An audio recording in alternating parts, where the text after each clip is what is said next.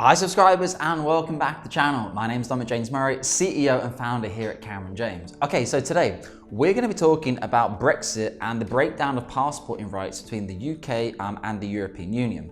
So effectively, following Brexit, many financial advisory firms in the United Kingdom are no longer able to work with their clients in Europe. Technically speaking, if they don't have a license in Europe, they shouldn't really be transacting business with clients because they're not regulated in the jurisdiction in which the client is based. Take, for example, AJ Bell no longer accept any European clients because they're not licensed and regulated in that market. So any financial advisory firms that are continuing to do this are definitely working in somewhat of a grey area. So it's really important for you, if you're based in Europe or if you're based outside the UK and you're working with a UK financial advisory firm, possibly you signed up 5, 10, 15, 20 years ago, you need to reach out to them and ask them, are you actually regulated or continue to be regulated in the jurisdiction in which I'm resident?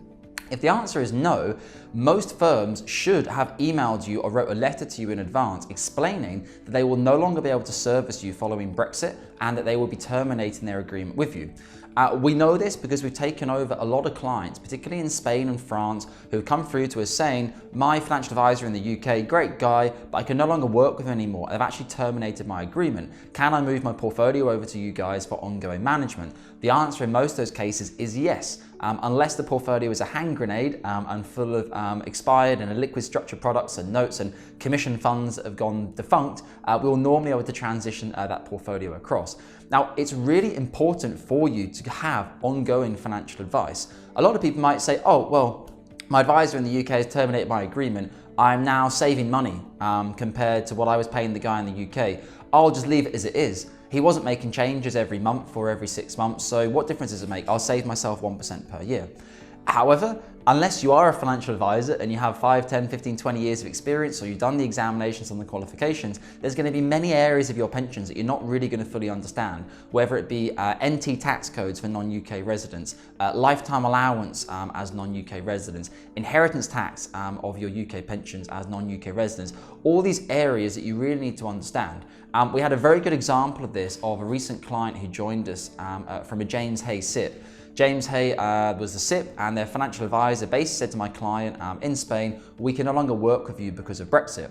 My client was a bit like, oh, okay, all right, and they eventually got in touch with us and ended up onboarding with us. When we started looking at the portfolio, the client was approaching 1 million. She started doing some withdrawals, and we got a notification from Novia Global, was the new SIP provider we're working with, and they said, guys, this client's actually nearly used 100% of her lifetime allowance. Any future withdrawals would be taxed at her marginal tax rate. To which we were like, how could it possibly be? The client's portfolio is far below 1 million. How could she have exceeded her lifetime allowance already? However, the client had already making numerous withdrawals inside her James Hay SIP, and her UK financial advisor hadn't communicated anything to her about lifetime allowance. Now the client is doing building work on their house in Spain because actually they want to move to Italy. Hi there, client, if you're listening. And effectively, she now needs to make withdrawals to pay the builders, but she's in a stuck situation at the moment because she doesn't have an NT tax code on file. She's filled in the form, she's done the HMRC stuff, and this was back in April time, I believe, and they said they would have it done by August this year. As such, at the moment, whenever my client makes a withdrawal from her SIP, she doesn't have her NT tax code on file, which means she will be emergency taxed in the UK on that withdrawal. What that means is then come April next year, she will have all the fun and games of emailing and calling the HMRC, which if any of you have ever done that, is a really fun and brilliant experience and something you need to do in your lifetime. You could avoid all of that by planning in advance. If she'd been our client previously, we would have said to her, what's happening with a lifetime allowance? Do you have an NT tax code on file? Because she's a non-UK resident working with a UK SIP that's not specialised in an international SIP, as we moved to with Novia, she had no idea that she could even apply for an NT tax code. So once she does get her NT tax code on file from August time, she'll then be able to make gross withdrawals from her pot as opposed to being taxed at source in the United Kingdom. So it's just another example of whereby clients often think, oh, I don't need financial advice. Everyone likes to save money, everyone likes to change their broadband or get the cheapest price for a litre of fuel, which is pretty difficult these days.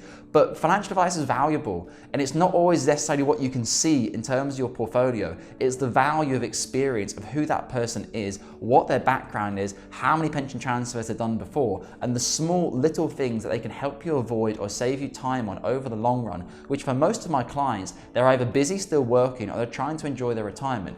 If you want to spend every single day reading blogs and reading articles and reading the FCA bulletins, potentially you could upgrade yourself and have a very good understanding of pension transfers and everything that you need to know. But the likelihood is you're never going to have as much understanding as a financial advisor.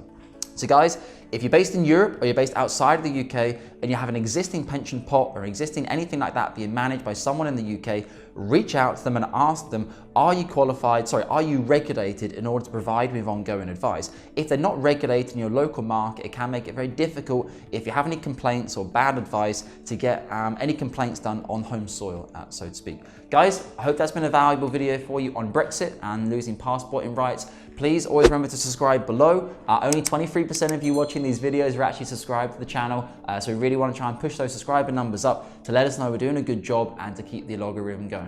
Thank you very much, guys, and speak soon.